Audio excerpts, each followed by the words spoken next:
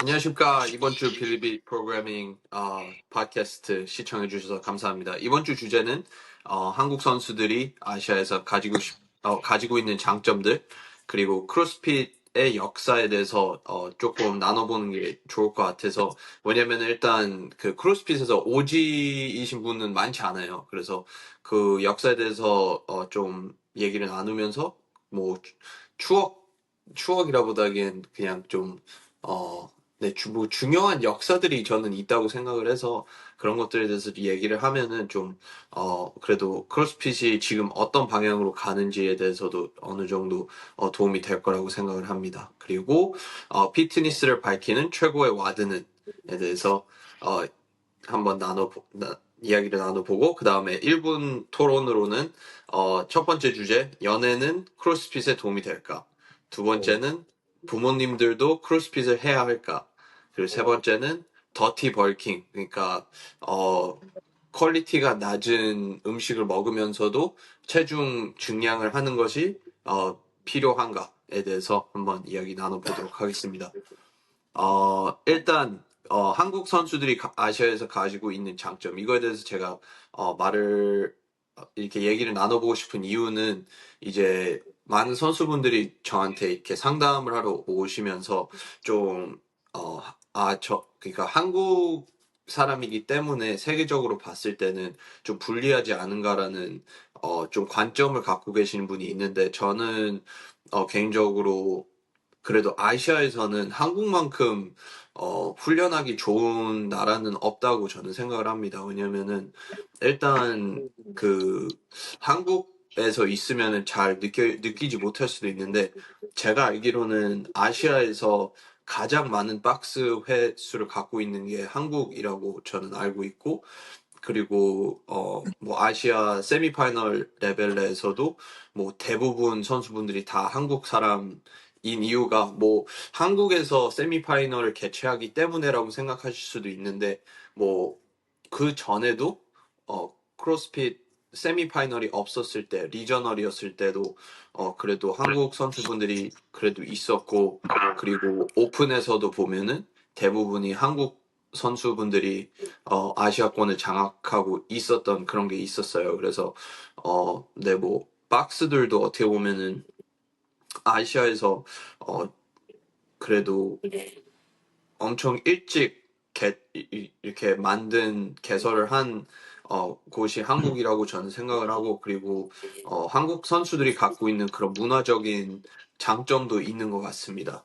그래서 승종 코치님도 뭐 일단 한국에서 태어나셔서 한국에서 이렇게 훈련을 하면서 뭐 미국에서도 훈련을 해봤고, 그러면서 좀 한국 크로스핏에 대한 문화 같은 거 혹시 나눠보도록 하겠습니다. 뭐 일단 한국의 한국인들이 갖고 있는 장점이라고 하면은 네네. 일단 근면 성실함 이거는 제가 봤을 땐 전 세계 최고인 것 같거든요. 어떠한 상황 속에서도 그 뭐 운동이면 운동, 일이면 일을 이렇게 해나가는 그런 좀 성실함은 정말로 되게 큰 장점인 것 같고, 그리고 이제 두 번째 신체적인 능력으로는 이제 대회 같은 데 나가 보면은 종아리를 보면은 한국인들이 특히 좀 되게 발달이 돼 있더라고요, 종아리가. 그래서 막 그쵸. 실제로 그 외국인 선수들이나 뭐 엔트도 막 뭐 제 종아리든 누구 종아리든 막 보면은 막 Look at your fucking calves 막 이러거든요. 그러니까 그거를 되게 부러워해요, 종아리를. 그래서 이제 어떻게 보면은 그런 것 때문에 역도에도 좀 상당한 장점이 있고, 그리고 뭐 종아리를 좀 많이 쓰는 와드에도 장점이 있고, 그렇게 생각을 하거든요. 네.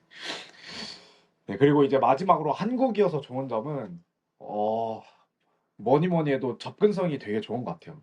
말씀하셨던 박스도 되게 많고, 그리고 손쉽게 음식 같은 거, 단백질이나 아니면은 뭐, 뭐 식당 같은 것도 요즘은 뭐 배달이든 아니면 조금만 나가서든 바로바로 사올 수 있으니까, 이게 뭐 꼭 미국에 가서 운동을 해야만 성공할 수 있다, 이런 거는 아닌 것 같아요. 네, 그냥 네. 단지 정보와 문화, 그리고 뭐 얼마나 어렸을 때부터 시작하는지 그런 게 크지 뭐 다 똑같은 인간이라 생각하고 이제 뭐 한국도 음, 충분히 좋은 환경이라 생각합니다. 저는. 네네네. 종아리 참, 웃긴 게 미국에서는 좀 그 보디빌딩 그 문화에서 어, 아무래도 키가 큰 사람들은 종아리가 발달이 될 수가 없어요. 좀 힘들어요. 그게 이제 그래도 어느 정도 아시아 분들은 대퇴골 이런 것들이 짧으면서 종아리도 좀 커 보이게 되는 것 같아요. 근데 미국에서는 그래서 그 인스타그램 이런 거 보면은 밈으로 많이 나와요. 막 보디빌딩 25년 차인데 종아리는 진짜 얄쌍해가지고 절대 키우지 못하는 거 하나는 종아리다 이렇게 얘기를 하고 막 운동 한 번도 안 한 무슨 막 54세 아저씨는 막 종아리 엄청 크고 맞아, 그게 맞아요. 유전적인 게 큰 것 같아요. 근데 그게 좀 신기한 게 종아리도 그 육상 이런 거 하시는 분들이 보면은 그 발목에서 종아리와 그 허벅지의 비율에 따라서 어느 정도 출력을 낼 수 있는지 그런 것들을 좀 예상을 할 수 있다고 저는 들었습니다. 그래서 그런 것들도 다 중요하죠. 그리고 유전적으로 저도 네, 종아리는 한국이 좀 강국이 아닌가 생각이 드네요. 네. 네, 재근 코치님은 혹시 한국 문화에 대해서 장점이라고 생각하시는 부분이 있으신가요? 제 경험상 뭐 저 중국에도 있었으니까 중국에서 좀 아, 비교를 네네. 하자면 아무래도 네네. 한국에서 가 이렇게 많은 만큼 커뮤니티가 이렇게 다른 나라들에 비해서 훨씬 좋고 근데 선수들 간의 그 커뮤니티가 되게 좋아서 우리가 뭐 하자 하면 같이 네네. 뭉쳐서 하는 그런 커뮤니티가 있어서 좀 더 서로를 푸시도 잘하고 서로 같이 성장을 할 수 있는 그런 환경이 좀 더 다른 나라에 비해서 더 좋게 이렇게 환경이 조성이 되어 있는 것 같아요. 중국은 음, 아무래도 비교적 개인주의가 조금 일반적이나 그래 높은 급의 선수들도 대체로 어디 뭐 같이 하자 운동보다는 좀 가, 개인적으로 자기가 직접 운동하는 사람들이 대체로 더 많고 거리도 멀 뿐더러 음, 그렇게 혼자서 운동하는 것을 좀 더 선호하는 것 같아요. 그래서 중국 피트니스들은 보면 시장 자체도 그룹 수업보다는 개인 PT가 생각보다 훨씬 더 수요도 많고 그렇습니다. 음, 음, 네, 그렇군요. 근데 제 생각에는, 어, 한국에서도 뭐, 박스 가면은 MT 이런 식으로 많이 하잖아요. 근데 솔직히 미국에서는, 메모리얼? 그 머프 뛰는 날, 그때 딱 한 번 바베큐 같이 하고, 그거 외에는 잘, 이렇게 박스에서 뭘 하는 그런 거는 잘 없는 것 같아요. 뭐, 시간 때문에 그런 것도 있지만, 그리고 한국 크로스핏 문화는 일단 미국에 비해서 엄청 어린 것 같아요. 왜냐면 25, 35, 그, 그쯤이 가장 큰, 회원 수이기 때문에 그래서, 문화도 좀 많이 젊다라고 생각을 하고, 그래서 그만큼 그러니까 선수 양도 엄청 많은 것 같습니다. 네. 마지막으로 제이 코치님, 어떻게 생각하십니까? 네. 저도 앞에 코치님이랑 생각이 비슷한데, 일단은, 그, 승종 코치님이 말씀하신 근면 성실함. 네, 이거는 제가 봐도 한국 선수들이 정말 성실하고, 네, 훈련도 빼먹지 않고, 이런 부분은 되게 뛰어난 것 같아요. 그리고, 또 아시아인들이 갖고 있는 그런, 신체 구조적인 면에서 나오는 되게 좋은 모빌리티랑, 그런 유리한 부분들이 있잖아요. 제가 항상 말하는 우리 웰시코기양 피터들. 되게 유리한 부분들이 있고요. 네.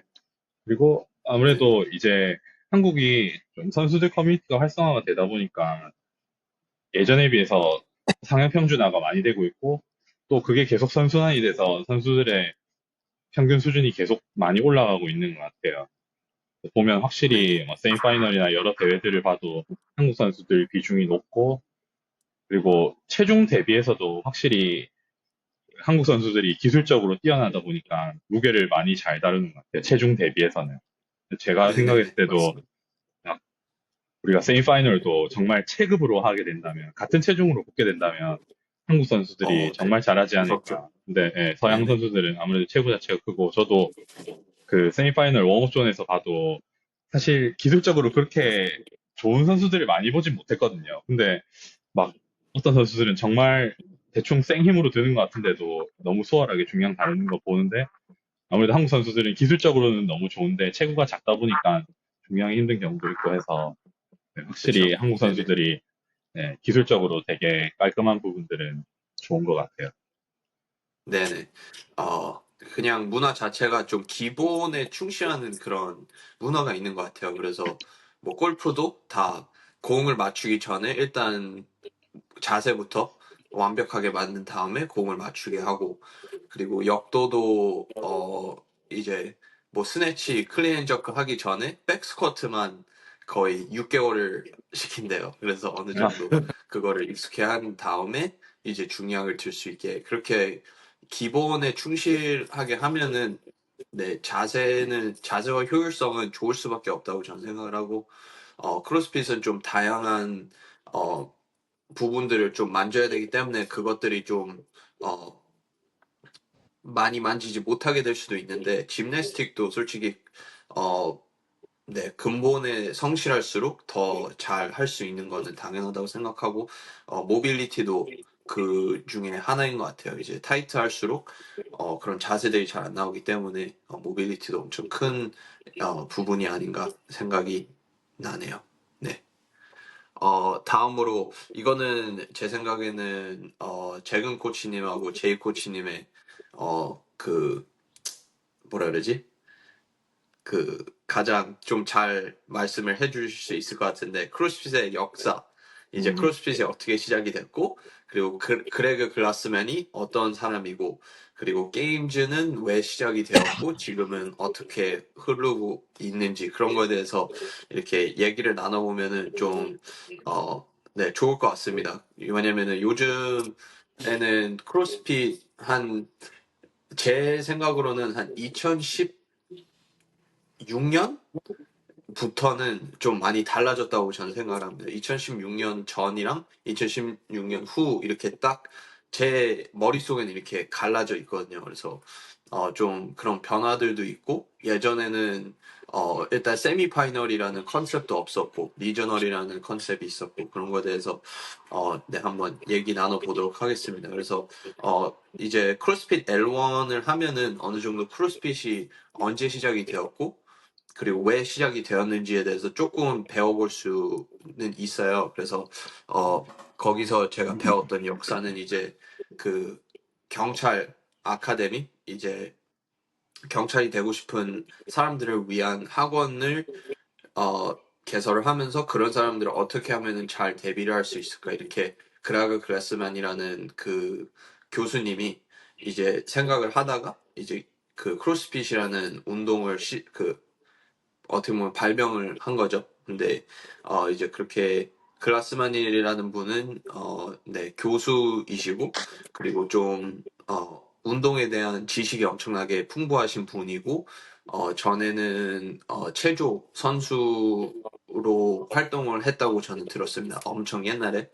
네, 그래서 좀 다양한 운동들을 좋아하면서 그렇게 어떻게 하면은 최고의 퍼포먼스와 그리고 효율성으로 그 사람들을 이렇게 어떻게 보면은 양성을 할 수 있을까, 이렇게 생각을 하면서 어떻게 보면은 정말 과학적이에요, 크로스핏이.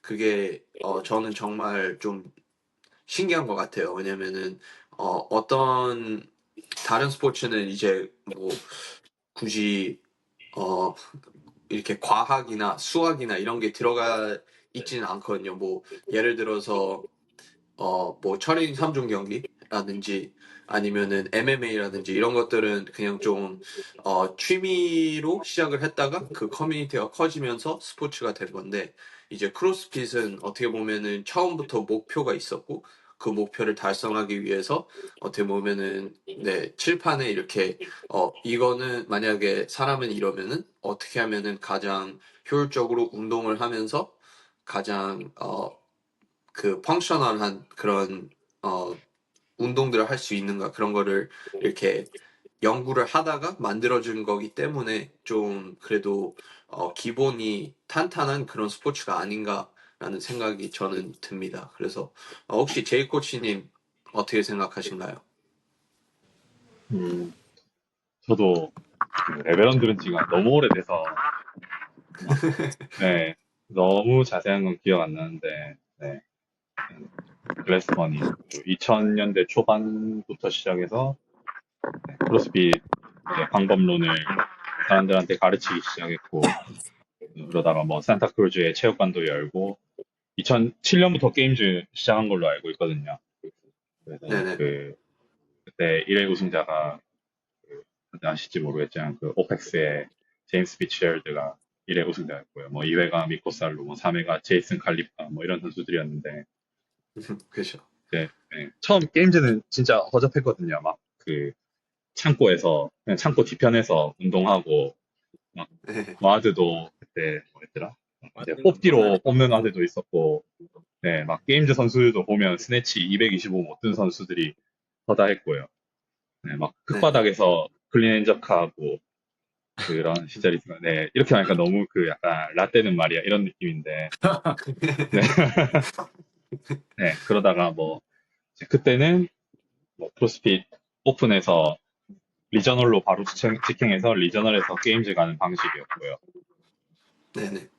그러다가 그렇죠. 점점 발전해서 리복이라는 스폰서도 붙게 되고, 네, 리복 크로스핏 게임즈가 열리면서 그때부터 이게 조금씩 그 수면 위로 올라오게 된 것 같아요.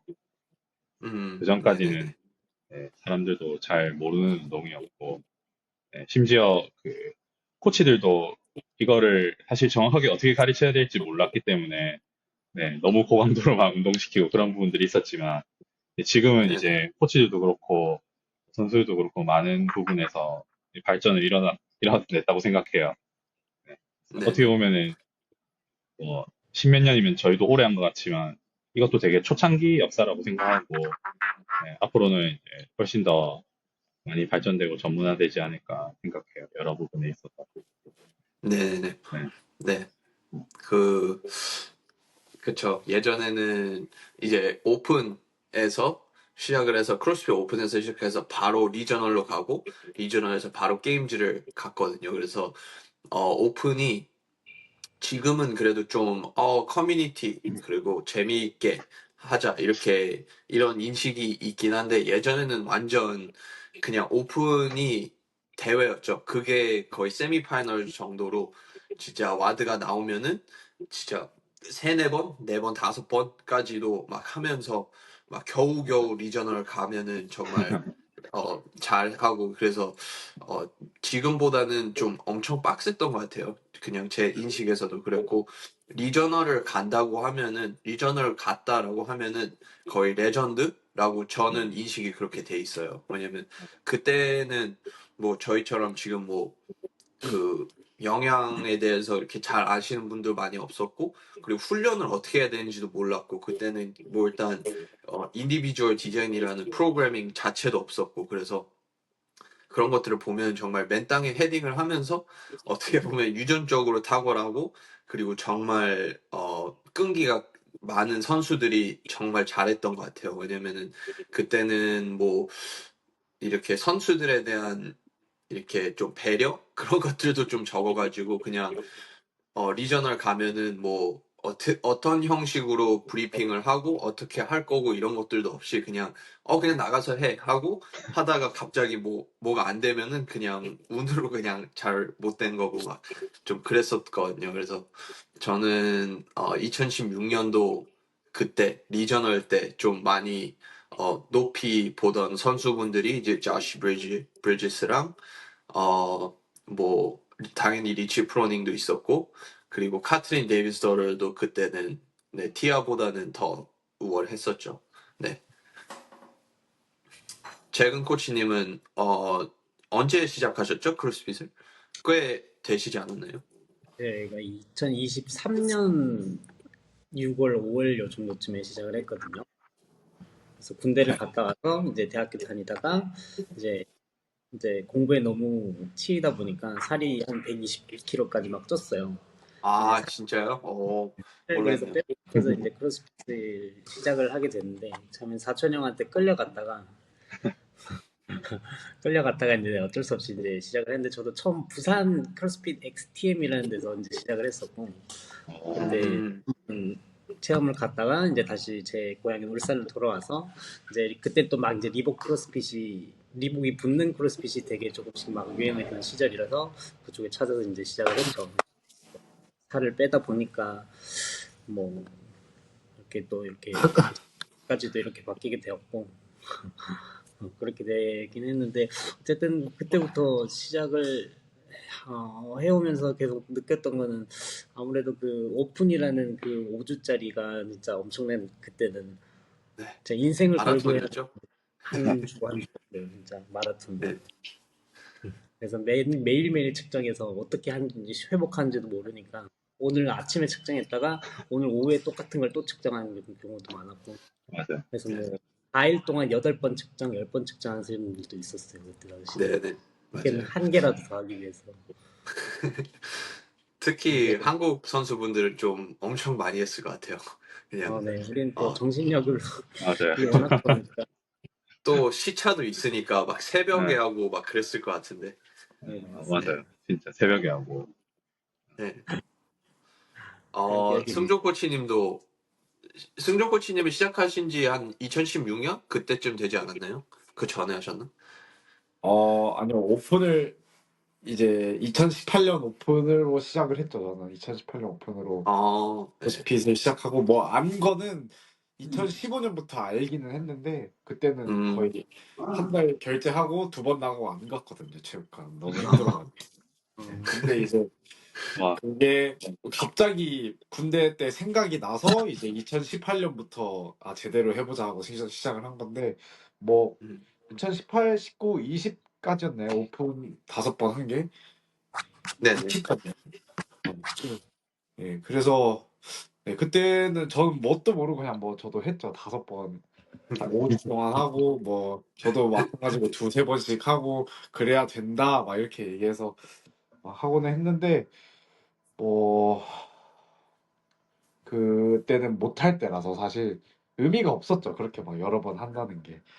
근데 그쵸. 이제 그 한 가지 기억이 나는 게 뭐냐면은 이제 제가 오픈을 하고 제 위에 사람들 등수를 보잖아요.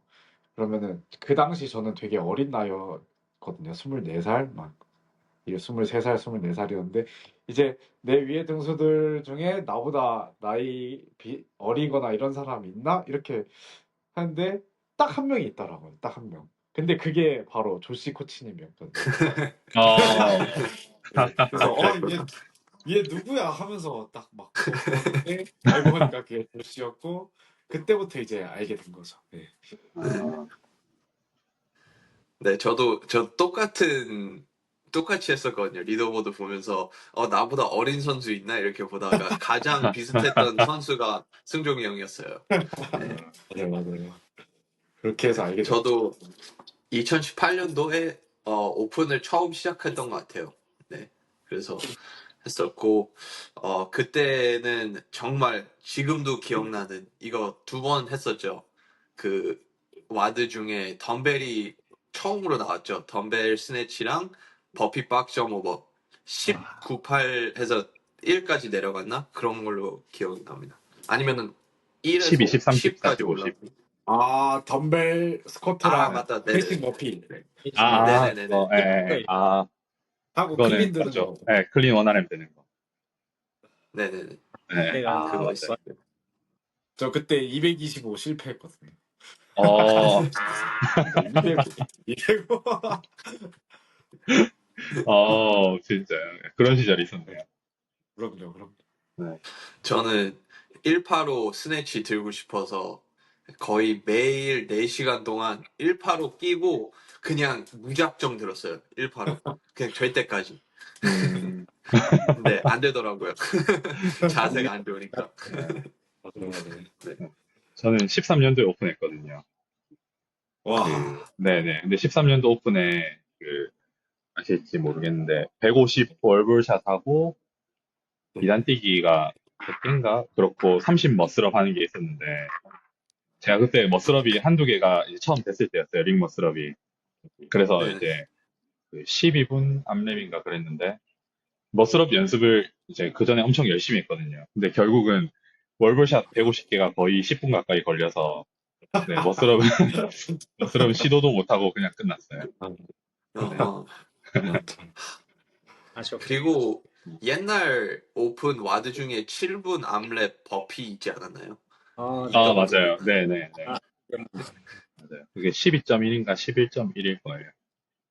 어, 네, 이번에 로그에서도 챌린지로 5분 버피 암랩 나왔는데 그거 한국 선수분들이 정말 잘할 것 같아요. 그게 음, 어, 이렇게 체급이 있는 것도 아닌 것 같아서 그냥 최대한 많이 하면 돼서 네, 한국 선수분들이 좀 잘할 수 있을 것 같아요. 그거는.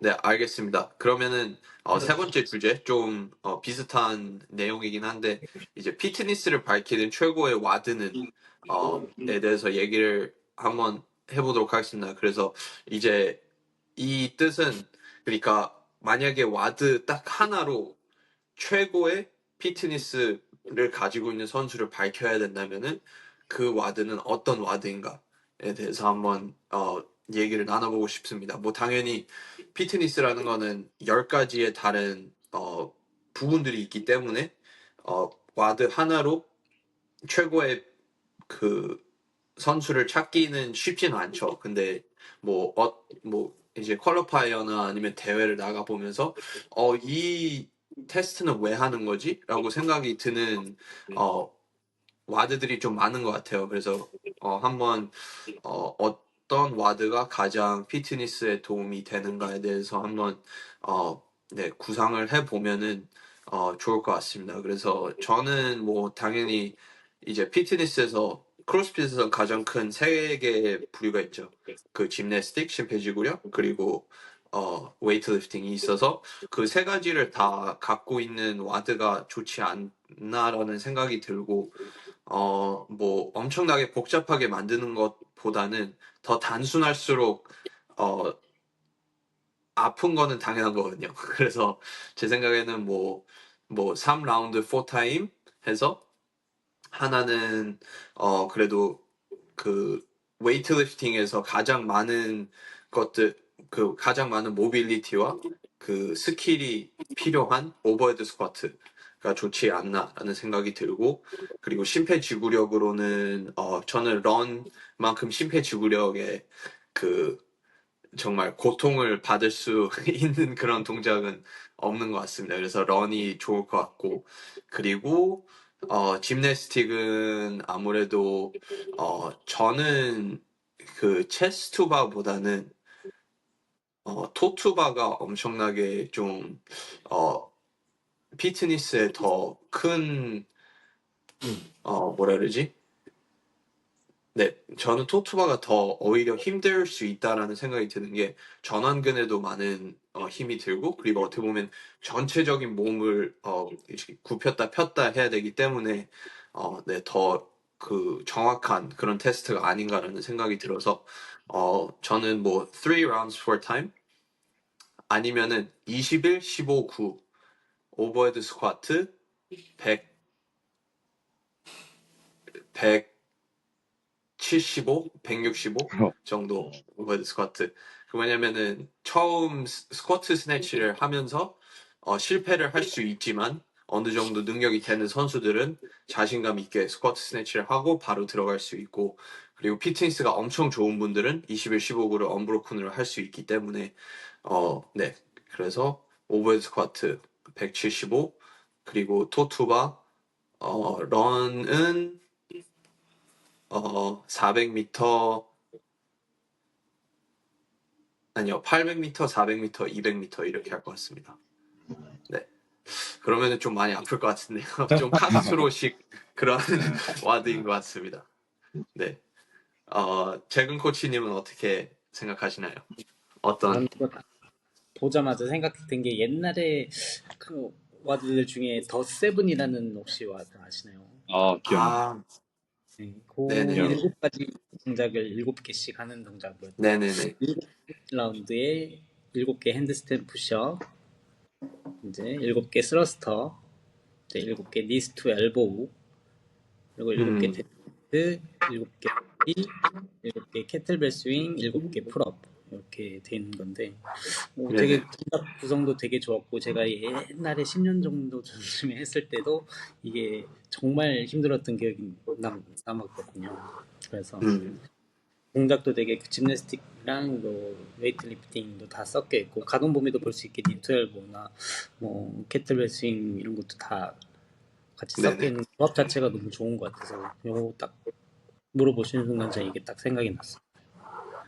네네네. 그거 전 한 2번 해봤나 그랬는데, 네, 생각보다 어렵더라고요. 그게 이제 계속해서 움직여야 되고, 그 트랜지션 시간이 좀 오래 걸리는 그런 와드이기 때문에, 네, 좋은 와드라고 생각하고, 제가 알기로는 히어로 와드인 걸로 알고 있습니다. 그래서 네, 맞아요. 어떤 분을 이제 추모하기 위해서 만든 와드라고 저는 기억을 합니다.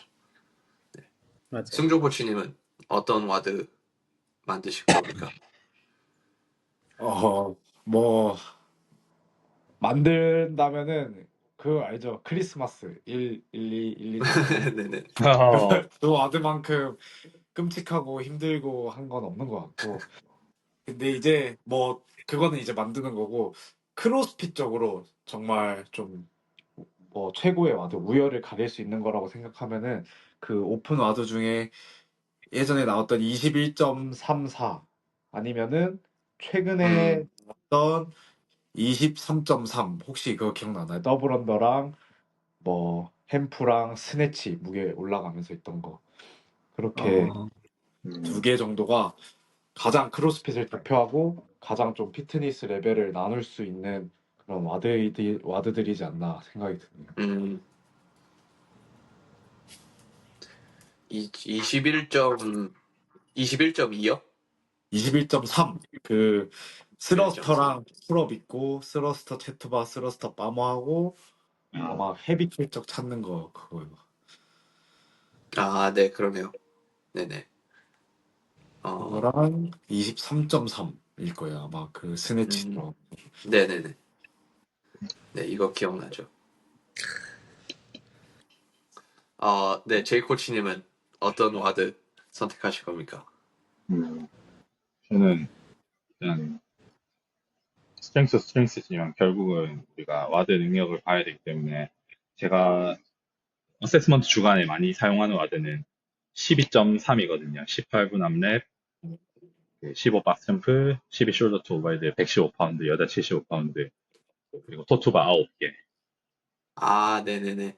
네네, 18분 암랩인데 이거를 쓰는 이유는 우리가 일반적으로 하는 그 평균적인 크로스핏 와드보다 좀 긴 시간이고요.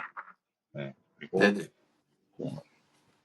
이제 우리가 크로스핏에서 할 수 있는 여러 가지 움직임 패턴들을 잘 포함하고 있거든요. 뭐 점프하는 패턴이라든지 뭐 오버헤드 모빌리티 그리고 아까 조시 코치님이 말씀하셨던 것처럼 체스투바보다 토투바가 훨씬 사이클 타임이 느리기 때문에 그립 그 이제 악력 지구력도 되게 중요하고요. 그리고 코어 네네. 힘도 마찬가지고 그런 그 동작 사이의 트랜지션을 어떻게 하는지도 볼 수 있을 거고요. 네네. 그리고 이제 박스 점프에서 계속 우리가 고관절을 강하게 신전해야 되기 때문에 그런 지구력도 볼 수 있고 엄청 다양한 걸 평가할 수 있는 좋은 와드라고 생각해요. 저는 네네. 보통 이거 선수분들한테 많이 체크해보고 대부분 제가 원하는 라운드는 한 13라운드에서 14라운드 이상 그러니까 거의 한 450개 한 이 정도 네네. 횟수로 보고 있거든요. 그리고 뭐 제가 하나 만든다면 생각해보는 거는 이거는 엄청 아플 것 같은데 10분 동안 369, 12, 15 계속 올라가면서 스러스타랑 체스트 앞으로 뭐 오픈하드랑 비슷하죠. 근데 7분 말고 한 네. 10분 정도로 늘려서 해보면 네, 이 스쿼트 지구력도 볼 수 있고 이 선수가 얼마나 그 스마트하게 횟수를 잘 늘려나가는지 페이스도 볼 수 있을 거고요. 그리고 네네. 사실 스러스터는 그 잡기 위한 정신력이 엄청 중요한 동작이라 생각해요. 잡으면 할 수 그쵸. 있는데 끊어버리기 대부분 잡기 힘드니까. 전까지 엄청 오래 걸리잖아요. 네, 그런 그쵸. 멘탈적인 면도 볼 수 있기 때문에 네, 또 당기는 지구력도 마찬가지고요. 제가 만약에 만든다면 10분 암랩으로 그렇게 시켜볼 것 같아요. 네. 어, 네, 제 생각으로는 그 커플렛, 그러니까 두 가지 동작을 순환하면서 하는 것만큼 고통스러운 건 없는 것 같아요. 어떤 조합을 하든지. 그리고 기본적으로 그 커플렛을 하면은 어느 정도 전환 속도가 빠르기 때문에 심폐지구력을 테스트하게 되는 것 같아요. 뭐 머신이나 이런 게 없어도 네, 심폐지구력이 없으면은 오랫동안 지속하지 못하기 때문에 네, 저는 커플렛만큼 좀 지독한 와드는 없는 것 같습니다. 그리고 그 12.1인가 그 말씀하셨던 와드 저번 연도에 했는데 저도 타겟이 14라운드였던 것 같습니다. 근데 13라운드 하고 마무리했던 걸로 기억이 나는데 네, 그 와드도 엄청나게 피트니스를 보기에는 좋은 와드였다고 생각을 합니다. 네, 네, 알겠습니다. 그러면은 이번에 또 1분 토론 시작하도록 하겠습니다. 그래서 이번에는 저희 4명이 있으니까 2명 찬성, 2명 반대 이렇게 팀 나눠보도록 하겠습니다. 일단 처음 주제는 연애는 크로스핏에 도움이 될까에 대해서 한번 얘기를 해보도록 하겠습니다. 일단은 전 제이 반대하면 큰일 날 코치님부터. 것 같은데. 네? 저는 반대하면 안 될 것 같아요. 여자친구도 그분이, 봐가지고. 예, 그죠. 그분이 이 방송을 안 봐야 되는데, 그러면. 그러면은 승종이 형은 찬성. 네, 감사합니다. 네. 무조건 찬성. 네, 제이 코치님은 어떻게 생각하십니까? 저요? 저는 뭐, 둘 다 괜찮은데, 네, 저는 두 분 하시는 거 보고 남는 거 하겠습니다. 아, 네, 알겠습니다. 그럼 네. 재근 코치님 저도 찬성으로 하겠습니다. 찬성. 오케이. 네네. 반대가 쉽죠. 저희는 반대로 가겠습니다. 반대가 쉽죠. 네. 네, 알겠습니다. 그러면은 승종이 형부터 1분 하고 그 다음에 제가 두 번째 반대하고 그 다음에 재근 코치님하고 제이 코치님 하시면 될 것 같습니다. 네, 승종이 형 1분 시작합니다. 네, 뭐 이건 이미 나와 있는 거라고 생각하는데 이미 탑급 선수들 그리고 외국 선수들 로만 이런 사람들 보면은 다 이미 와이프가 있거나 여자친구가 있거나 이런 상태에서 다 게임즈를 가고 운동을 이제 했단 말이에요. 이제 그게 뭐 여자친구가 주는 서포트도 있을 거고 그리고 이제 안정적인 그런 느낌이 들잖아요. 왜냐면 이미 내 배우자가 있고 뭐 새로운 사람을 이렇게 찾아야 되는 그런 모험 그런 에너지를 안 써도 되니까 무조건 있는 게 저는 운동에 더 도움이 된다고 생각합니다. 네. 네, 좋습니다. 20초씩이나 남기고. 네, 네. 네, 혹시 자, 협박당하고 계신가요? 당근을 흔들어 주세요. 옆에 계시는 거 아니에요? 옆에서 이렇게 자꾸 옆을 보시는 것 꼬집고 같은데. 있고. 아무도 없습니다. 네. 네, 그럼 저 시작하겠습니다. 뭐 연애에서 도움이 될 수 없는 이유는 뭐 초기에 특히 그런 것 같습니다. 그냥 일단 기본적으로 연애를 하면서 들어가는 시간도 있고 뭐 어느 정도 선수로 생활을 하면은 금전적인 면도 있고 그래서 좀 어떻게 보면은 크로스핏 선수로서 만약에 게임즈가 목표다라고 하면은 모든 결정을 나는 크로스핏을 선수로 가장 퍼포먼스를 올리기 위해 집중을 한다라고 했을 때 뭐 여자친구랑 이제 데이트를 나가면서 좀 시간이 늦어질 수도 있는 거고 아니면은 뭐 만약에 잠자리가 이제 바뀔 수도 있는 거고 그러면서 좀 많은 변화가 일어날 것 같습니다. 그래서 그런 면들을 보면은 좀 힘들지 않나 그런 생각이 드네요. 네. 그러면은 재근 코치님 찬성 들어보겠습니다.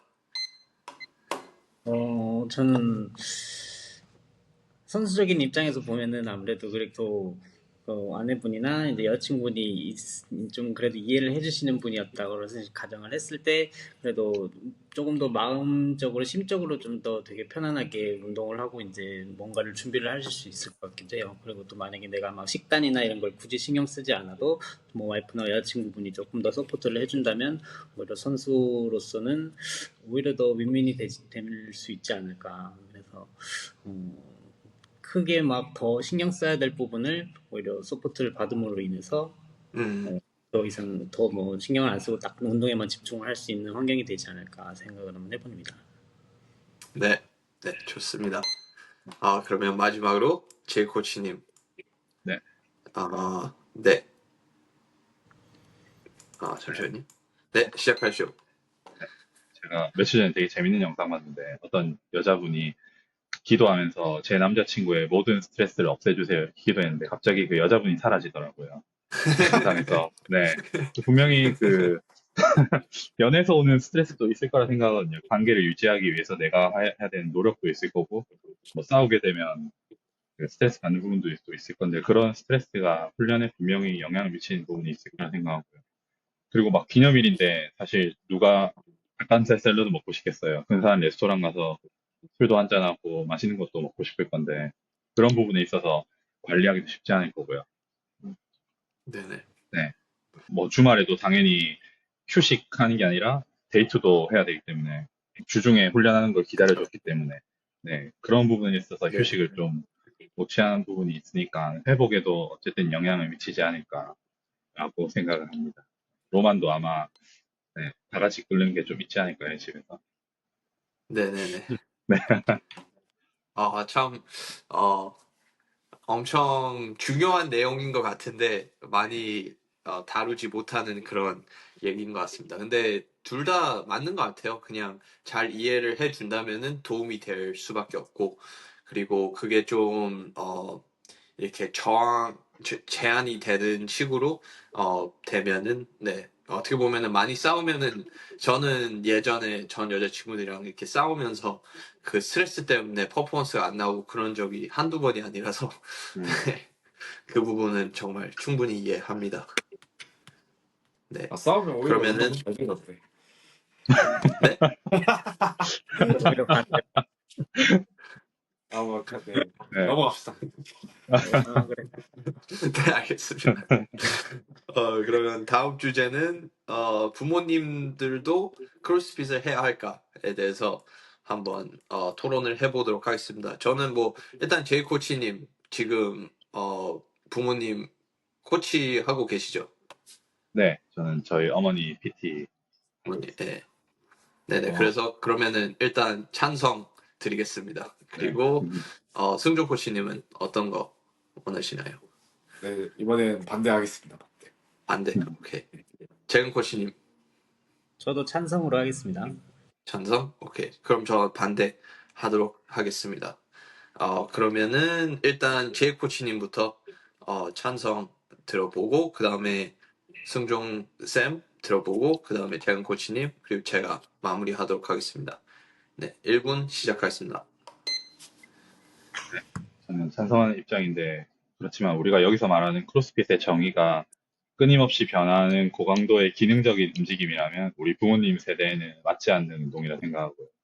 그렇지만 우리 건강에 가까워지기 위한 활동이라고 생각하면 크로스핏을 이거는 되게 좋다고 생각하거든요. 나이가 들수록 근육도 빠지고 좋은 움직임 패턴도 잃어버리기 때문에 네, 근육량도 늘려서 이제 몸이 정상적으로 기능할 수 있도록 만들고 그리고 이제 뭐 새로운 운동 패턴을 배우기보다는 이제 잃어버렸던 좋은 움직임 패턴들을 찾고 이런 부분들이 나이가 들수록 되게 중요하다 생각해요.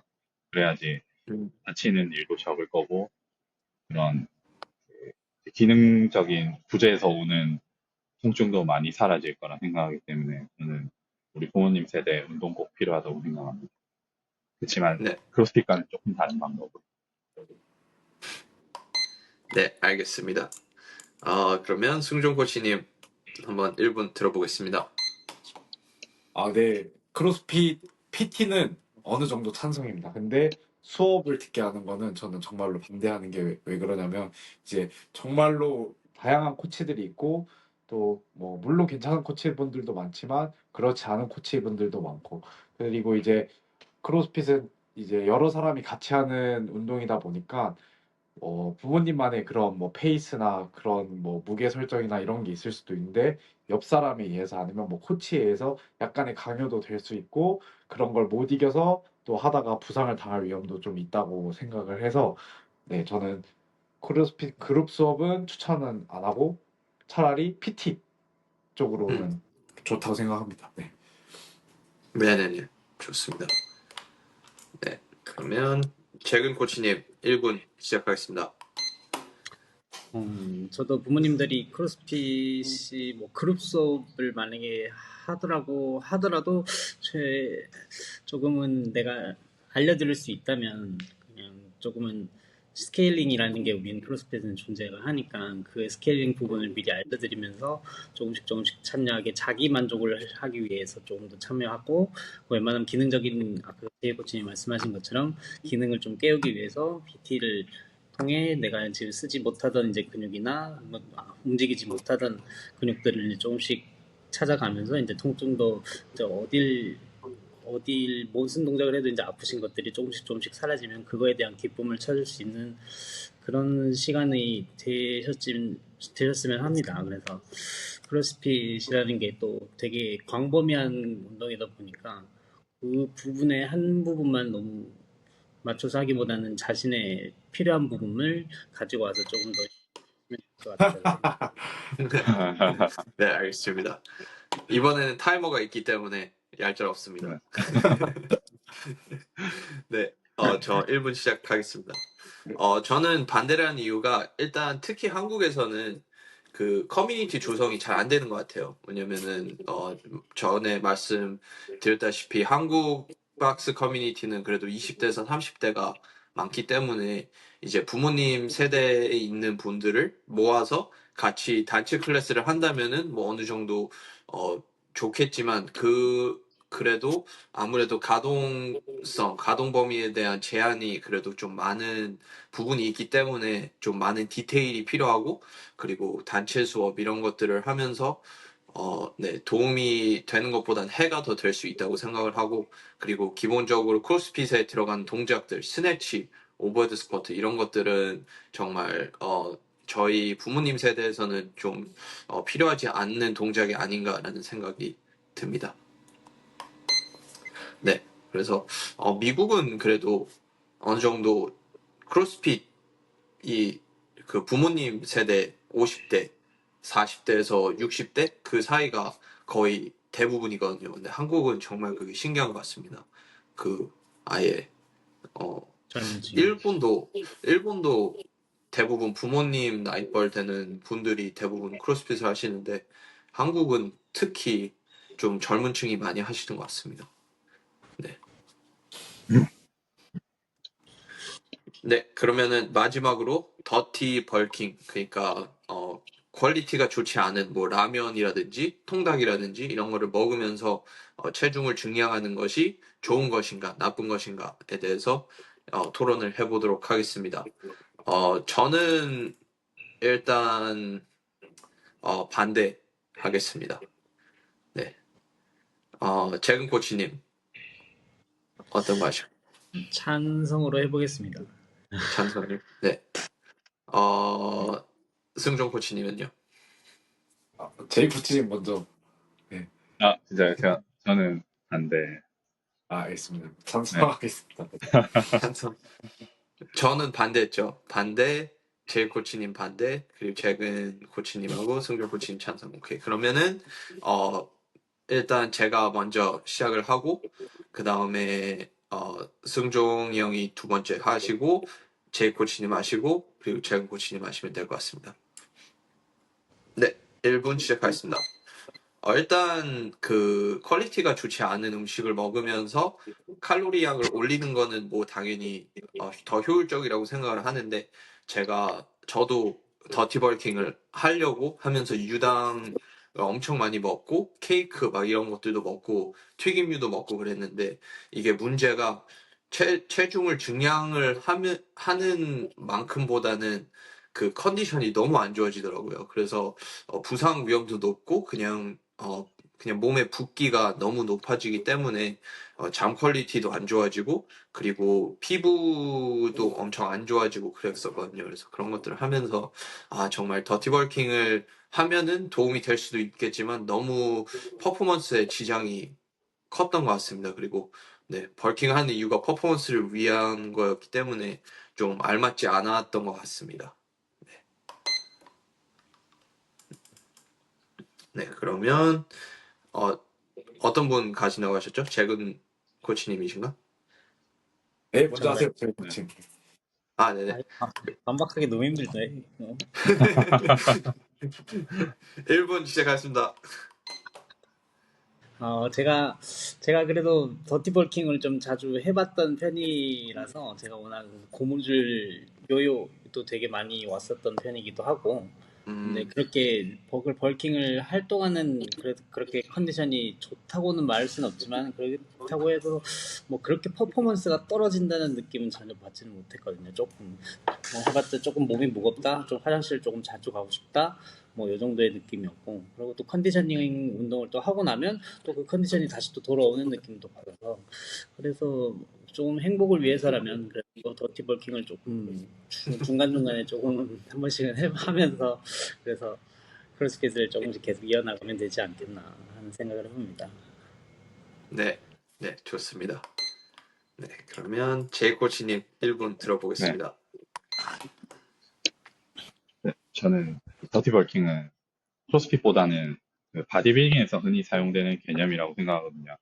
대부분 더티벌킹을 하시는 이유가 크로스핏에서 하는 이유는 스트렝스 향상을 위한 부분일 거라고 생각하는데 그렇지만 스트렝스는 뭐 그런 체중이 늘어나면서 중량이 늘어나는 것도 있지만 우리가 신경계를 적응시켜 나가는 과정이기 때문에 굳이 그 더티 벌킹을 통해서 체중을 늘리기보다는 무거운 중량을 계속 다루면서 그걸 통해서 우리 체중이 향상되는 방식이 더 바람직하다고 생각하긴 합니다. 저는 그렇기 때문에 또 그 더티 벌킹 하게 되면 아무래도 체중이 확 늘어나기 때문에 크로스핏에서 하는 체조 동작들에서도 부담도 많이 갈 거고 그러다가 다치는 분들도 저는 실제로 많이 보기도 했고요. 조금 더 네네. 시간이 걸리더라도 안전하게 조금씩 늘려나가는 방식이 훨씬 좋다고 생각해요. 네. 딱 1분 좋습니다. 승조 코치님 마지막으로 들어보겠습니다. 네. 뭐 더티 벌킹이라기보다 일단 뭐 지금 제가 하고 있는 게 더티 벌킹인 것 같아요. 식단을 아예 안 하고 있고 지금은 그 비시즌 때는 좀 스트레스 관리도 하면서 그리고 먹고 싶은 것도 좀 자유롭게 먹으면서 네, 운동을 꾸준히 하고 그리고 이제 시즌 때는 당연히 그런 음식들을 좀 자제를 하고 식단을 지키면서 퍼포먼스 향상에 초점을 둬야 된다고 생각하고 이제 또 이 더티벌킹이 필요한 사람들이 누구냐면은 정말 60에서 아니면 70kg 이런 몸무게를 가진 사람들 중에 크로스핏을 정말 잘하고 싶다라고 욕심을 갖고 있는 사람들은 더티벌킹을 어느 정도는 좀 해줘야 된다고 생각을 합니다. 그 체중이 진짜 중요하니까 크로스핏에서는. 네네네. 네, 알겠습니다. 승조 코치님 더티벌킹 하시는지 저는 몰랐는데요. 저는 좀 깔끔하게 드시는 편이죠. 왜냐면은 그 유명한 오트밀의 그 닭가슴살 있잖아요. 그거는 정말 네. 일단 그렇게를 아침에 뭐 주로 먹고 네, 나머지는 뭐 고정적으로 그렇게 더티벌킹이라보다는 그냥 일반식을 먹는 편이죠 지금. 음, 그거는 정말 대단한 것 같습니다. 저는 그만큼의 투혼은 없는 것 같습니다. 오트밀의 닭가슴살은. 네. 그냥 저는 지금 그냥 그 밀프렙 하는 시간이 좀 너무 오래 걸리는 것 같아서 그리고 장을 봐야 되고 와서 요리를 하고 먹고 그리고 설거지를 하고 그 시간이 너무 오래 걸려서 저는 그 여기 가까운 아시안 음식점 그러니까 태국 음식점 아니면은 중국 음식점을 가서 제가 지금 선수인데 그냥 이번 일주일치 어떤 메뉴를 선택을 해서 제가 돈을 드릴 테니까 현금으로 드릴 테니까 이거 좀 만들어 주세요 하면은 그래도 생각보다 많게 이렇게 주시거든요. 그래서 이렇게 거의 한 5kg 정도의 음식을 싸와서 그냥 냉장고에 넣어놓고 밥이랑 해서 바로 먹습니다. 그래서 그렇게 하니까 더 효율적이고 오히려 맛도 더 좋고 그런 것 같습니다.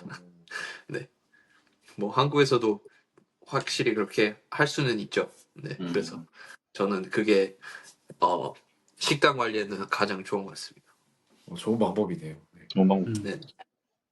네. 알겠습니다. 그러면 뭐 이번 주 네, 팟캐스트는 여기까지 마무리하도록 하고 다음 주에 뵙도록 하겠습니다. 네.